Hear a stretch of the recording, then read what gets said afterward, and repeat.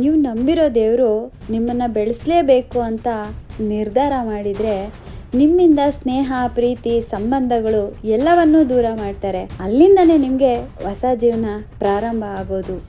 ಯಾರೇ ನಮಗೆ ಕೆಡುಕು ಮಾಡಬೇಕು ಅಂತ ಕಾಯ್ತಾ ಕೂತಿದ್ರೆ ನಾವು ನಂಬಿರೋ ದೇವರು ಎಲ್ಲೂ ಇರಲ್ಲ, ನಮ್ಮ ಜೊತೆಲೇ ನಮ್ಮ ಬೆನ್ನಿಂದೆ ನಮ್ಮನ್ನು ಕಾಯ್ತಾನೆ ಇರ್ತಾರೆ.